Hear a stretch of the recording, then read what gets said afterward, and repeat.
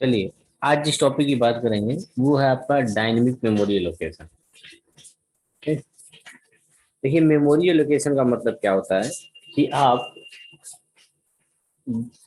अगर कोई value store करना चाहते हैं तो 100% उस वैल्यू को सिस्टम के मेमोरी में कहीं ना कहीं आपको स्टोर करना पड़ेगा। उसके लिए आप वेरिएबल कोई डिक्लेयर करेंगे, उस वेरिएबल के डेटा टाइप के अकॉर्डिंग उतना स्पेस आपको मेमोरी में एलोकेट होगा। अभी तक हम लोग जितना पढ़े हैं, जितने भी टाइप के वेरिएबल लिए हैं, चाहे आपने इंट ए लिखा हो, चाहे इंट A10 एरे लिया हो, चाहे मैट्रिक्स लिया हो, सभी तरीके जितने हमने इस्तेमाल किए हैं वो हैं हमारे स्टैटिक मेमोरी एलोकेशन। मतलब मेमोरी एलोकेशन आपने वेरिएबल के लिए मेमोरी एलोकेट किया जिसमें आप वैल्यू को स्टोर करेंगे। अभी तक हमने जितना इस्तेमाल किया उसको कैटेगरी में रखा गया स्टैटिक मेमोरी एलोकेशन। लेकिन इसके अलावा एक और तरीका होता है डायनेमिक मेमोरी एलोकेशन। ठीक है, चलिए बात करते हैं सबसे पहले कि डायनेमिक मेमोरी एलोकेशन आया क्यों, क्यों ये ज्यादा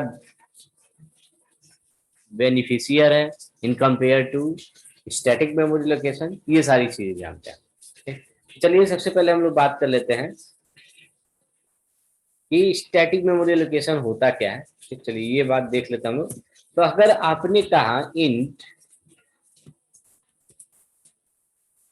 मेन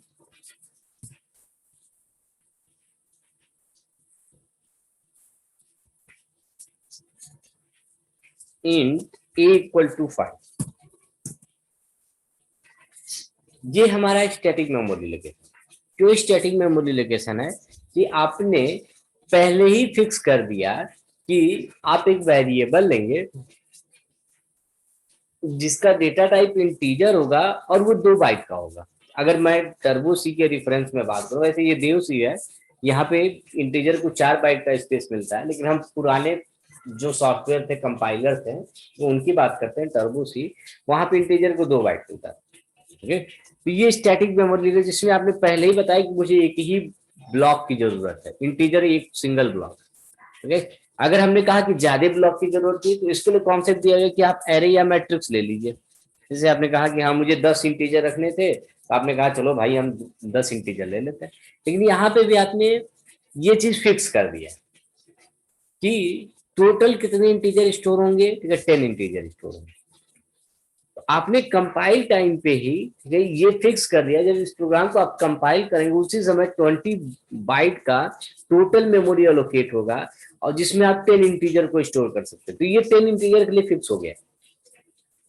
अगर हम ये कहें कि इस केस में क्या हुआ है, तो वास्तव में देखिए एक एरे बना और उस एरे में टोटल 10 फ्रेगमेंट हुए, और मान लेते हैं हर फ्रेगमेंट कितने का है, 2-2 बाइट का है। तो ये आपने फिक्स कर दिया कि स्टार्टिंग में ही 10 ही ब्लॉक होंगे।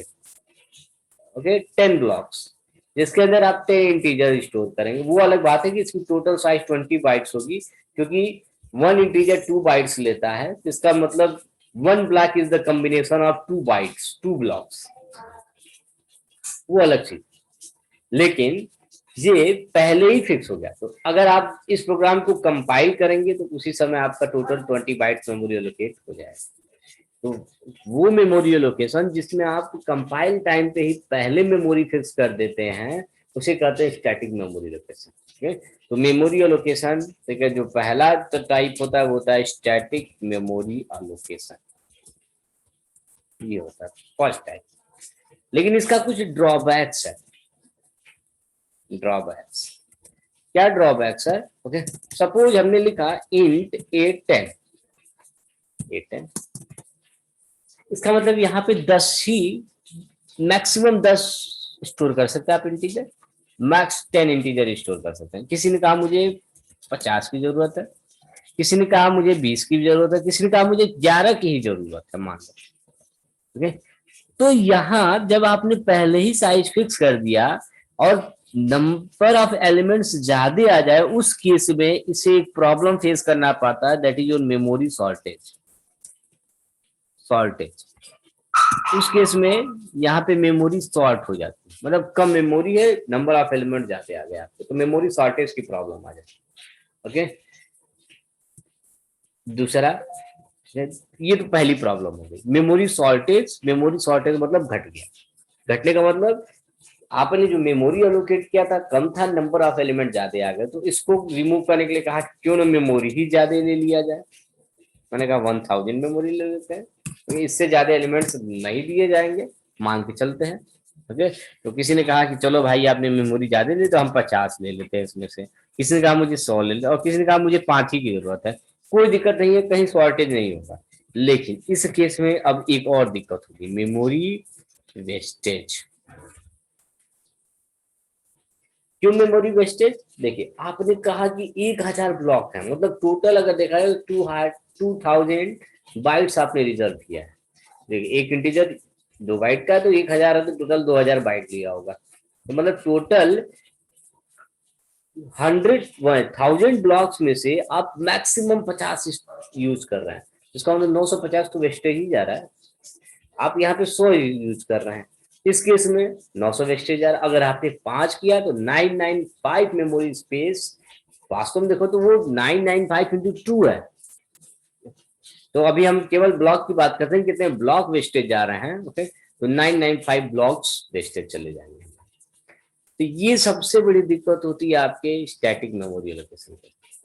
तो स्टैटिक मेमोरी एलोकेशन ये ऐसा नहीं कि यूज नहीं किया जाता है, यूज किया जाता है, लेकिन इसका ड्रॉबैक भी जान लीजिए कि अगर आपको नंबर ऑफ एलिमेंट्स पहले से पता है कि हाँ इतने ही पे काम करने हैं, तो वो आपका फ्लक्चुएट नहीं होगा, तब तो ये सही है। हमको पता है कि भाई मुझे सॉर्टिंग करना, और सॉर्टिंग केवल 10 ही एलिमेंट मैक्सिमम हो सकते हैं, तब तो कोई दिक्कत नहीं। लेकिन अगर सॉर्टिंग और नंबर ऑफ एलिमेंट्स आपके बार बार वेरी करें, कोई कहे 50, कोई कहे 100, कोई कहे 30, तब यहाँ पे दिक्कत होगी। तो आप 2 तरह की प्रॉब्लम फेस कर सकते हैं आप। पहला होता है मेमोरी शॉर्टेज, दूसरा होता है मेमोरी वेस्टेज। शॉर्टेज मीन्स आपने जो मेमोरी स्पेस लिया है वो कम है, नंबर ऑफ एलिमेंट ज्यादा आ गए आपके, तो शॉर्टेज हो जाएगा। और दूसरा है वेस्टेज, मेमोरी स्पेस आपने ज्यादा ले लिया, नंबर ऑफ एलिमेंट बहुत कम आ गए, तो वेस्टेज हो जाएगा। ठीक है, इन्हीं दोनों ड्रॉबैक्स को रिमूव करने के लिए अगला एक और तरीका दिया गया मेमोरी एलोकेट करने का, that is your dynamic memory allocation.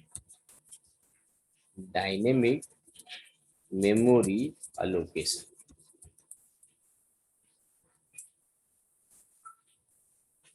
ये क्या कहता है कि मैं रन टाइम पे मेमोरी एलोकेट करूंगा। रन टाइम का मतलब आप जब प्रोग्राम को रन कराएंगे, उस समय ये पूछेगा कि बताओ कितनी मेमोरी की जरूरत है। तो जिसको जितनी जरूरत होगी, ठीक है, उतना मेमोरी एलोकेट करेगा। जैसे मैंने कहा कि मुझे 5 इंटीजर स्टोर कराने हैं, उतनी मेमोरी दो। दूसरे ने कहा मुझे 10 चाहिए, किसी ने कहा मुझे 50 चाहिए। सब अपना अपना प्रोग्राम रन कराएंगे। रन कराने के बाद जिसको जितनी एलिमेंट्स की रिक्वायरमेंट होगी उतना देंगे, सिर्फ उतनी ही मेमोरी एलोकेट होगी। जिसको जितना काम करना होगा काम कर, नो वेस्टेज नो शॉर्टेज, ये है। तो डायनेमिक मेमोरी एलोकेशन जो रन टाइम पे मेमोरी एलोकेट करता है, जिसको जितने मेमोरी की जरूरत होती है उतना ही एलोकेट करता है। ओके, अब ये डायनेमिक मेमोरी एलोकेशन किया कैसे जाता है? ओके, तो सी में प्री डिफाइंड लाइब्रेरी फंक्शंस हैं। Pre defined library functions for DM है, डायनेमिक मेमोरी एलोकेशन, शॉर्टकट में डीएम में पहले से प्री डिफाइंड फंक्शन है, उनका आप इस्तेमाल करेंगे। ओके, देखो मेमोरी एलोकेट करने के लिए, अलोकेशन के लिए तो 2 ही फंक्शन है, पहला होता है मैलोक और दूसरा होता है कैलोक। ये 2 फंक्शन इस्तेमाल किए जाते हैं फॉर मेमोरी एलोकेशन। मतलब ये क्या करेगा कि आपसे पूछेगा कि कितने बाइट्स की मेमोरी की जरूरत है, आप कहेंगे 10 बाइट 20 बाइट, जितना कहेंगे उसके अकॉर्डिंग ये मेमोरी एलोकेट कर देगा आपको। लेकिन इसके अलावा 2 फंक्शन और होते हैं, एक होता है रीअलोक और एक होता है फ्री। चौथा जो है आपका वो है फ्री। ये है, इन 2 का भी इस्तेमाल किया जाता है। जैसा कि नाम है रीअलोक। रीअलोक मतलब पहले से कुछ अलोकेटेड होगा, उसको रीअरेंज करना है। मतलब या तो इंक्रीज कर दो या तो डिक्रीज कर दो, उसे कहते हैं रीअलोक। एक और है फ्री। फ्री का मतलब अगर आपका कोई मेमोरी एलोकेशन आपने किया है, मेमोरी एलोकेट किया है, उसका इस्तेमाल आपने कर लिया, करने के बाद अब उसकी जरूरत नहीं है तो मत रखिए, उसे फ्री कर दीजिए। तो एक ऐसा फंक्शन है जो प्रीवियसली अलोकेटेड मेमोरी को after execution of the program free करने का काम करता है। रीअलोक एक ऐसा लाइब्रेरी फंक्शन जो previous allocated memory either by malloc और कैलोक फंक्शन, उसे अगर आप इंक्रीज या डिक्रीज करना चाहते हैं तो इसे इस्तेमाल किया जाता है। लेकिन ये दो मेन जो मेमोरी अलोकेट करने के लिए इस्तेमाल होते हैं। ठीक है, तो चलिए बात करते हैं first function that is your malloc. पहला function that is your malloc, full form क्या होता है? Memory allocation.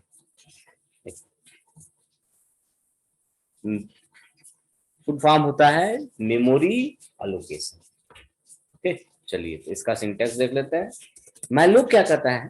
मैं पहले से प्री डिफाइंड फंक्शन हूं तो मेरे लिखने का एक तरीका है, ओके, आप उसे ही फॉलो करेंगे तो उसे कहते हैं सिंटैक्स। सिंटैक्स क्या है? सिंटैक्स वो देख लीजिए। P is equal to, P यहाँ पे एक वेरिएबल है, तो वो देखते हैं अभी क्या है। पहले इसका सिंटैक्स देख लेते हैं क्या है। तो पी इज इक्वल टू, सबसे पहले कास्ट टाइप स्टार मैलोक और यहाँ पे साइज इन बाइट्स, ये simple syntax. p is equals to cast type star malloc size in bytes. ये वैसे लिखा नहीं होता है, मैंने बता दिया कि जो साइज होगा वो क्या होगा, बाइट में देना होगा। मतलब जो भी आप यहाँ पे साइज की वैल्यू देंगे वो बाय डिफॉल्ट बाइट में ले।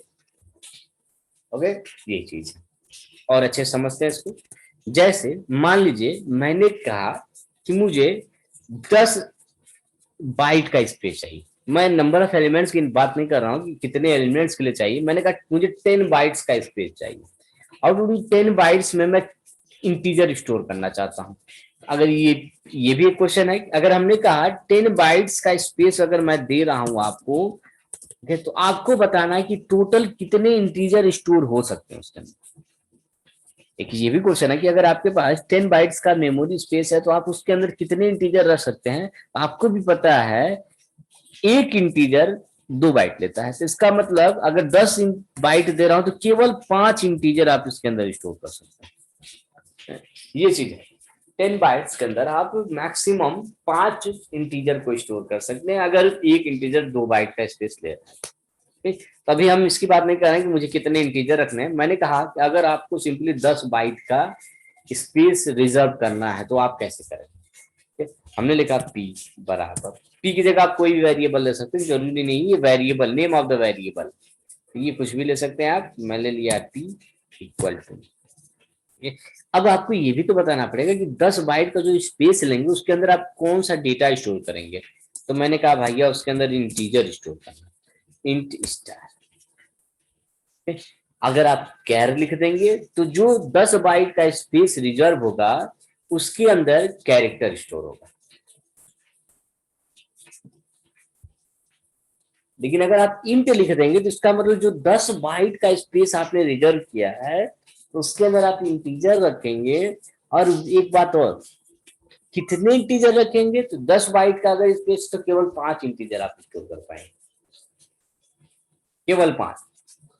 तो इंट स्टार मैलोक और यहाँ कितना लिख दिया 10।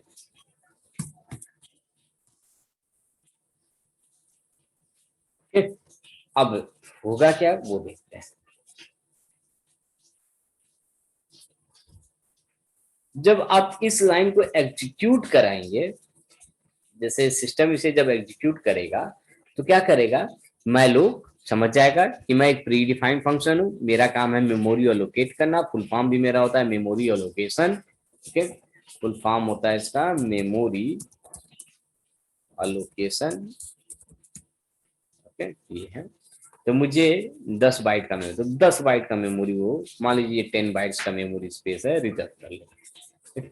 ये पता चल जाएगा कि हर ब्लॉक में आपको इंटीजर रखना है, हर ब्लॉक में इंटीजर। स्टैटिक मेमोरी लोकेशन में खासियत क्या होती थी कि जब आप मेमोरी स्पेस रिजर्व करते थे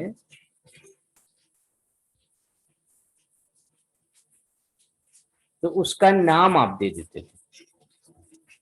ये अच्छी बात थी कि जब आप स्टैटिक मेमोरी एलोकेशन करते थे तो उस केस में आप उस मेमोरी के लिए उसका नाम देते थे, जैसे इंट ए। तो इसका मतलब जो मेमोरी बनेगा वो क्या होगा, इंटीजर हो जाएगा और उसका नाम ए हो जाएगा। लेकिन जब आप रन टाइम पे या डायनेमिक मेमोरी एलोकेशन करते हैं उस समय जो मेमोरी एलोकेट होता है उसका नाम आप नहीं कर सकते, क्योंकि वो रन टाइम पे बन रहा है। जब रन टाइम पे बन रहा है तो आप मेमोरी एलोकेशन कर रहे हैं रन टाइम पे, तो आप उसको नाम नहीं दे सकते। तो क्या किया जाए, तो वो मेमोरी स्पेस जिसका आप नाम नहीं दे सकते हैं उसके पास एक चीज जरूर होगा, वो होगा उसका एड्रेस। हर मेमोरी स्पेस के पास दो चीजें हो सकती हैं, या तो नाम या तो एड्रेस। एड्रेस तो पहले से होता है, आप नाम देते हैं। तो इस केस में हम रन टाइम पे करें तो नाम नहीं दे सकते, इसलिए उसके पास केवल एक चीज होगा, दैट इज एड्रेस। ओके, तो यहाँ पे क्या होगा कि 10 बाइट का मेमोरी स्पेस बनेगा, मैलो फंक्शन 10 बाइट का मेमोरी स्पेस बनाएगा। बनाने के बाद वो क्या करेगा, पहले ब्लॉक का एड्रेस निकालेगा और उसको किसके अंदर स्टोर कर देगा, इस पी नाम के वेरिएबल के अंदर स्टोर कर देगा। 10 बाइट का जो मेमोरी स्पेस आपका बना है उसमें से पहले ब्लॉक का एड्रेस निकालेगा और उसे किस में रख देगा, पी नाम के वेरिएबल में रख देगा। मतलब पी में पहले ब्लॉक का एड्रेस चला जाएगा। क्यों पी में गया है, क्योंकि आपने यहाँ पे जो वेरिएबल इस्तेमाल किया वो पी किया। अगर आप क्यू लेते तो क्यू में जाता, आर लेते तो आर में जाता। ये तो ये जो वेरिएबल होगा इसी में पहले ब्लॉक का एड्रेस चला जाएगा, फर्स्ट ब्लॉक का एड्रेस चला गया। अब पी के अंदर जा क्या रहा है कि एड्रेस जा रहा है। क्या जा रहा है, एड्रेस। और आपको भी पता है वो वेरिएबल जो एड्रेस रखता है वो कोई सिंपल वेरिएबल नहीं होता, वो पॉइंटर वेरिएबल हो जाता है। उसे क्या करते हैं, पॉइंटर वेरिएबल करते हैं। तो पॉइंटर वेरिएबल एक ऐसा वेरिएबल है जो हमेशा क्या रखेगा, एड्रेस रखेगा।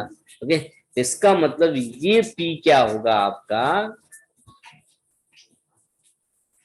ये जो आपने पी दिया है यहाँ पे वो क्या होगा, पॉइंटर वेरिएबल हो जाएगा, इन पॉइंटर हो गया।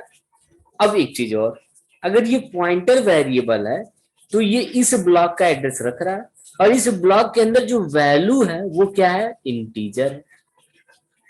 वो क्या है, इंटीजर है। तो ये भी चीज है कि पॉइंटर वेरिएबल का डेटा टाइप कैसा होता चाहिए, जिसका एड्रेस रख रहा है वो जिस डेटा टाइप का, उसी डेटा टाइप का उसका डेटा टाइप होता है। तो अगर आपने कहा कि मैं पी नाम का एक पॉइंटर वेरिएबल ले रहा हूं, वो अगर इंटीजर का एड्रेस रख रहा है तो इसका मतलब पी क्या होगा, इंटीजर होगा। अगर वही एड्रेस फ्लोट का रखा है तो वो फ्लोट हो जाता है। इसका मतलब ये जो पी होगा इंटीजर का एड्रेस रख रहा है तो ये इंट हो जाएगा। अगर ये समझो ये इंटीजर है तो इसका मतलब पॉइंटर वेरिएबल है, अगर ये फ्लोट होता तो ये पॉइंटर फ्लोट हो जाता है। अगर ये कैरेक्टर होता तो कैरेक्टर का एड्रेस कैरेक्टर। ये चीज हो गया आपका। तो ये सिंपल पहला फंक्शन है, ठीक है, जिसके बारे में मैंने बताया। मैलो कैसे काम कर रहा है एक बार फिर देख लीजिए। कह रहा है कि यहाँ पे जितना आप वैल्यू देंगे उतना बाइट का मैं मेमोरी स्पेस अलोकेट करूंगा। ठीक है, अगर आपने इंटीजर स्टोर करना है तो आप इंट लिखिए, आपको अगर फ्लोट करना है तो यहाँ फ्लोट लिखिए। मेमोरी एलोकेट करने के बाद 10 ब्लॉक अगर बनता है तो पहले ब्लॉक का एड्रेस मैं इस वेरिएबल के अंदर स्टोर करूंगा। इस वेरिएबल के अंदर एड्रेस जाएगा, अगर एड्रेस जा रहा है तो इसका मतलब वो पॉइंटर होना चाहिए, और पॉइंटर का डेटा टाइप क्या होगा, आप उस 10वें ब्लॉक के अंदर जो वैल्यू स्टोर कर रहे हैं, अगर इंटीजर कर रहे हैं तो इंटीजर रखिएगा, कैरेक्टर कर रहे हैं तो कैरेक्टर डेटा टाइप हो जाएगा उसका। ये चीज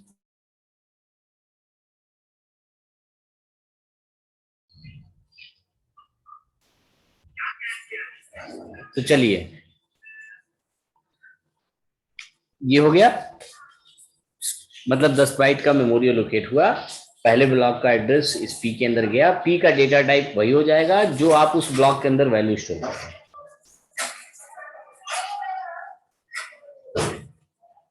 ये चीज हो गया। चलिए अब आगे बात करते हैं। यहाँ पे अगर आपने कहा कि मैं 10 बाइट, तो ये वैल्यू तो आपने फिक्स कर दी ना कि हाँ 10 ही बाइट का है।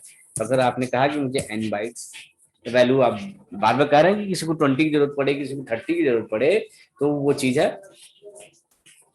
20-30 जितने की जरूरत होगी। तो यहाँ पे हम क्या कह रहे हैं कि आपको जितने बाइट की जरूरत होगी आप वो 10-20 ना लिख के यहाँ पे वेरिएबल ले लीजिए। ओके, हमने कहा ए एन नाम का एक वेरिएबल है तो इंट एन ले लेंगे, और इसकी वैल्यू आप स्कैन कर लीजिएगा। स्कैन है %d and and and and, ये स्कैन हो जाएगा। ओके, अब आप n की वैल्यू अगर 10 देंगे तो 10 बाइट का मेमोरी बनेगा, 20 देंगे तो 20 बाइट का बनेगा, 30 देंगे तो 30 बाइट का बनेगा। नहीं, एक बात याद रखिएगा, हमने कहा अगर n की वैल्यू मैं 30 देता हूं तो इसका मतलब 30 बाइट का मतलब 30 ब्लॉक बने होंगे, ऐसे समझो। लेकिन उसके अंदर मैं कहूँ अगर कितने इंटीजर, तो 15 इंटीजर केवल स्टोर हो सकते हैं, ये बात ध्यान रखिएगा, केवल 15 इंटीजर होंगे उसके अंदर। 30 बाइट में 30 बाइट में केवल आप 15 इंटीजर को स्टोर कर सकते हैं। अगर आपसे कोई कहे कि मैं चाहता हूं कि 30 बाइट न देके मैं जो n की वैल्यू दूं वो नंबर ऑफ एलिमेंट्स हो, नंबर ऑफ एलिमेंट्स हो। ओके, तो कैसे किया जाए, तो हमने कहा भाई मान लो अगर हमने कहा कि मुझे 15 इंटीजर स्टोर करने हैं, तो जो मेमोरी होना चाहिए वो क्या होना चाहिए, ओके 15 गुणे साइज ऑफ इंट, और इनका साइज क्या था 15 गुणे अगर 2 कर दूं तो 30 बाइट हो जाएगा। किसी ने कहा मुझे 20, तो यहाँ 20 नंबर ऑफ एलिमेंट 20 हो गए, तो टोटल मेमोरी कितना हो जाएगा 20 गुणे 2 40, तो गुणे मल्टीप्लाई बाई 2 कर दीजिए आप, तो जितना नंबर ऑफ एलिमेंट है उसका दुगुना मेमोरी स्पेस बन जाएगा। ठीक है, और सबसे अच्छी बात है कि इंटू 2 की जगह आप ये भी नहीं जानते कि कितना इंटीजर लेगा, तो हमने कहा कि साइज ऑफ इंट कर देना। ओके, ये कंपाइलर खुद से कैलकुलेट कर लेगा, क्योंकि इंटीजर की साइज वैरी करती है, कहीं कहीं 2 बाइट का होता है, कहीं किसी कंपाइलर में 4 बाइट का होता है। ये तो आप 2-4 की जगह अच्छा है कि आप सीधा वो तरीका बता दीजिए जिससे वो खुद से कंप्यूट कर ले, तो हमने कहा साइज ऑफ इंट कर लेना। जब साइज ऑफ इंट करेगा तो इसका मतलब वो खुद से कैलकुलेट कर लेगा साइज, यहाँ पे 2 होगा तो 2 रख देगा, 4 होगा। यहाँ पे 15 इंटीजर टोटल बने होंगे, अगर 15 आपने वैल्यू दिया होगा तो 15 ब्लॉक बने होंगे, और हर ब्लॉक की साइज मान के चलिएगा 2-2 बाइट होगा, अगर 2 बाइट का इनका साइज है। अगर 4 होगा तो हर ब्लॉक मान के चलिएगा कॉम्बिनेशन ऑफ 4 ब्लॉक्स है इक्वल टू 1 ब्लॉक होगा। चलिए अब इस पे प्रोग्रामिंग कर लेते हैं थोड़ा सा, ये थोड़ा सा और देख लेते हैं कॉन्सेप्ट, फिर प्रोग्रामिंग करते हैं। तो मान लो अगर मैंने कहा कि यहाँ पे 10 बाइट का स्पेस बना हुआ है, पहले ब्लॉक का एड्रेस किसके अंदर है, पी के अंदर है, तो याद रखिएगा P contains the address of first block, address of first block, address of plus first block. अगर मैं कहूं कि अगले ब्लॉक का एड्रेस कितना होगा, तो देखो अगर ये पी है तो अगला कैसे निकलेगा, उसमें एक और ऐड कर दो p+1, p+1 कर दीजिए, अगले ब्लॉक का एड्रेस हो जाएगा। अगला कैसे निकलेगा p+2, p+2, p+2 अगले ब्लॉक का एड्रेस हो जाएगा, सो ऑन ऐसे बढ़ते जाएंगे। अगर टोटल 10 ब्लॉक्स हैं तो क्या हो जाएगा p+9 तक जाएगा मैक्सिमम, p+9 ये है। मतलब p+1, p+2, p+3, p+4। Okay, तो अगर मैंने कहा शॉर्टकट में कोई फार्मूला निकाला जाए कि p प्लस, एक बात और, ये p को ऐसे भी लिख सकता हूँ p+0, ये भी लिखा जा सकता है p+0, p+1, p+2, p+3। Okay, तो शॉर्टकट में फार्मूला बना दे रहा हूं मैं p+i, ये फार्मूला बनेगा डायनेमिक मेमोरी एलोकेशन में। ओके, अगर आपको पहला एड्रेस पता चल जाए तो आप बाकी एड्रेस निकाल सकते हैं, एक एक जोड़ते जाइए, अगला एड्रेस निकल जाए। अरे ऐसे समझिए कि आप मोहल्ले में घुस रहे हैं, अगर आपके पहले घर का नंबरिंग 520 है तो अगले घर का नंबरिंग क्या, 5 एक जोड़ दीजिए 521, अगला 522, वही चीज है। अगर मैंने कहा यहाँ पहले ब्लॉक का एड्रेस P है तो अगला क्या होगा p+1, p+2, p+3।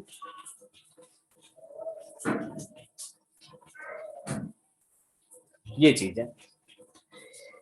हाँ, पॉइंटर की एक और खासियत होती है, अगर मैंने कहा p+1 shows the address of any variable या एनी ब्लॉक, अगर p+1 किसी ब्लॉक का एड्रेस बता रहा है तो अगर मैं चाहता हूं वो एड्रेस से मैं वैल्यू फेचअप करूं तो क्या तरीका होता है कि उस वेरिएबल एड्रेस के आगे आप एक बार स्ट्रिक लगा दीजिए।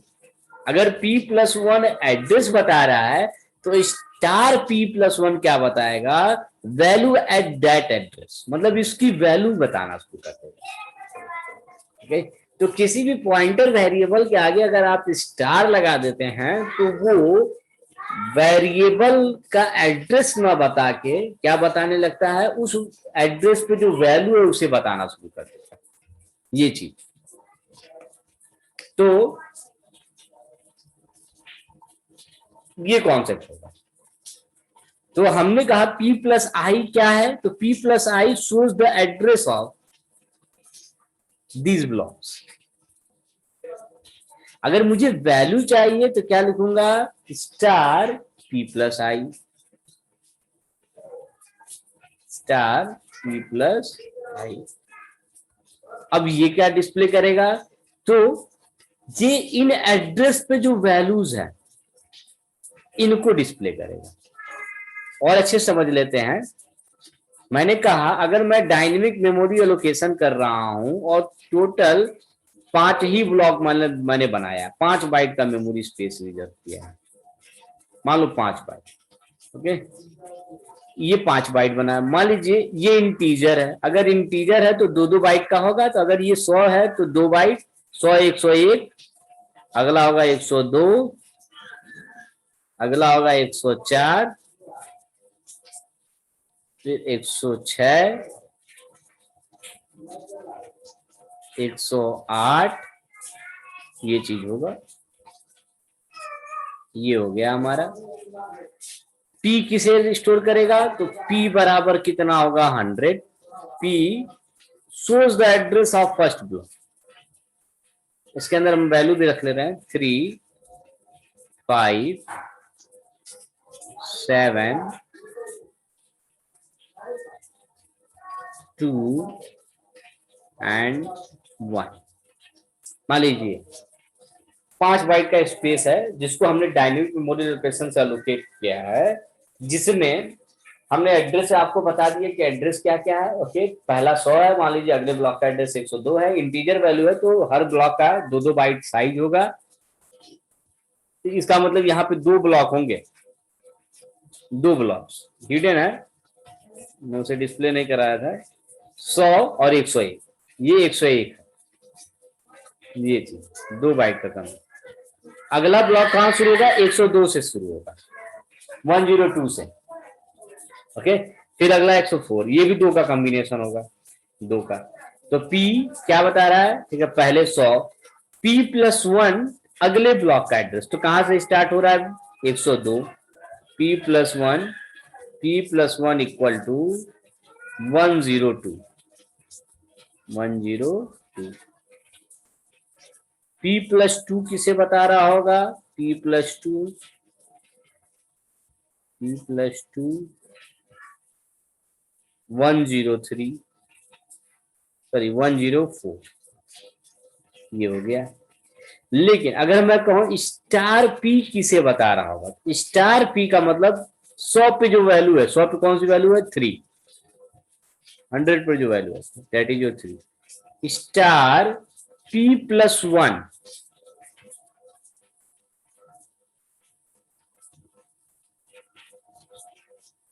स्टार p+1 का मतलब हुआ जो 102 पे वैल्यू है क्या है 5,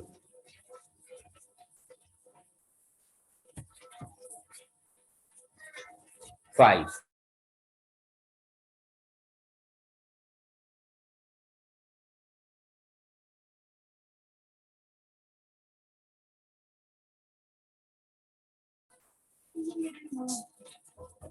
ये हो गया।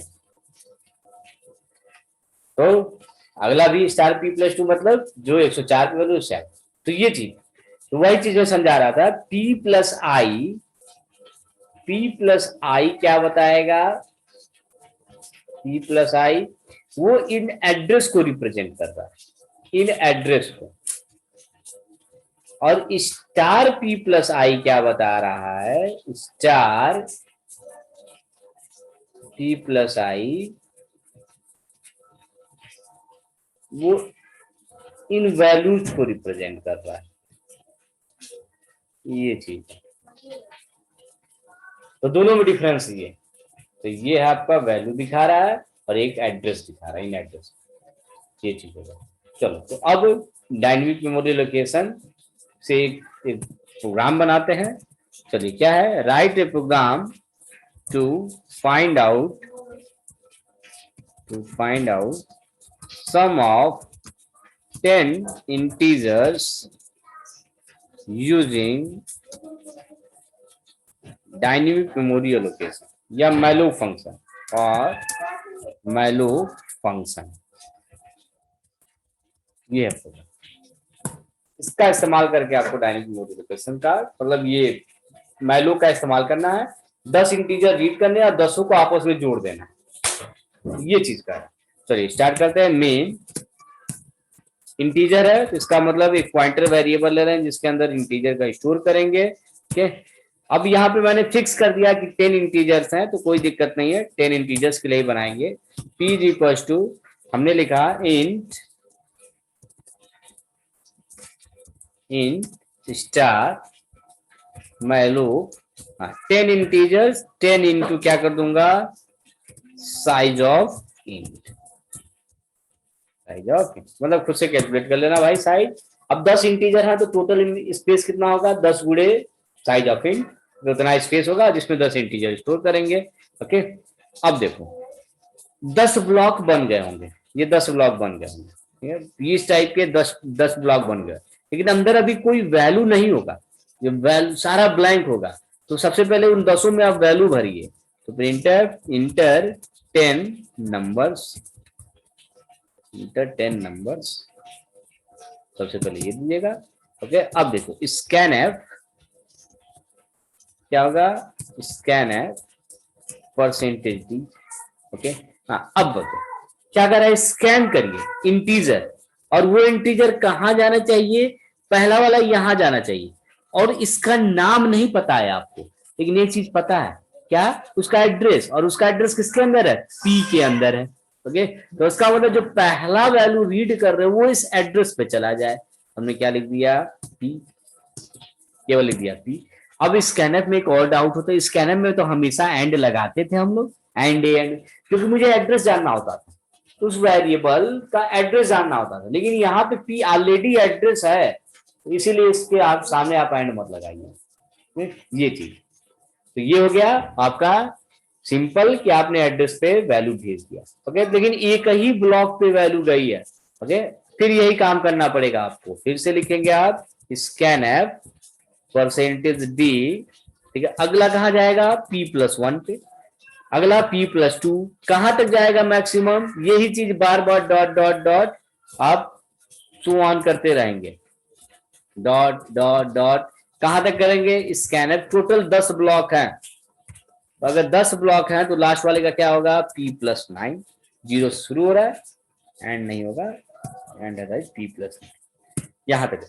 अब इसको बार बार लिखने से अच्छा है, ओके देखिए खुद से p, इसको मैं और अच्छा कर दे रहा हूँ, p+0 भी आप लिख सकते हैं और समझने के लिए 0 1, अगली बार 2 3 4 5, कहां तक जाएगा 9 तक।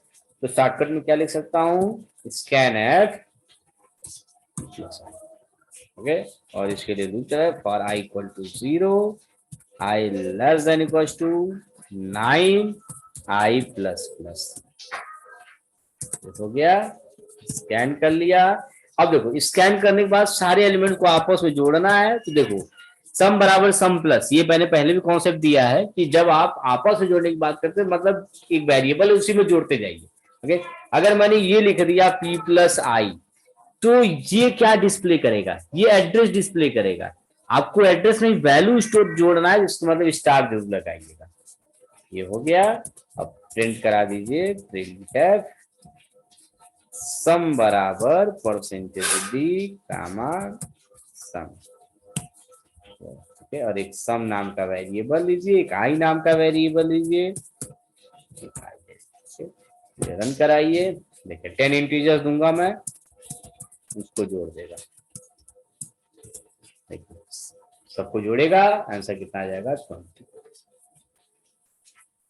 हाँ, फायदा क्या है, ये 10 इंटीजर्स पे, लेकिन अगर यही सम ऑफ n इंटीजर्स होता तो क्या करता, यहाँ 10 की जगह n कर देता, एक और वेरिएबल लेता जिसका नाम होता है n, और उसकी वैल्यू स्कैन करता, printf inter number of elements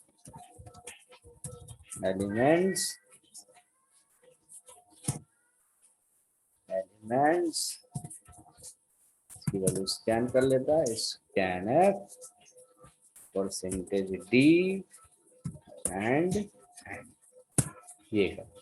अब देखिए इस प्रोग्राम की खासियत, जब आप रखेंगे तो सबसे पहले पूछेगा नंबर ऑफ, मैंने कहा 4 ही एलिमेंट है, 4 एलिमेंट देंगे। तो एक चीज गड़बड़ हो गया है, थोड़ा सा उसे सही कर लीजिए। पहली बात तो यहाँ 10 एलिमेंट्स होगा, परसेंटेज डी एलिमेंट्स, और वो परसेंटेज डी एन की वैल्यू होगी, और ये लूप जरूर बदल दीजिएगा n-1।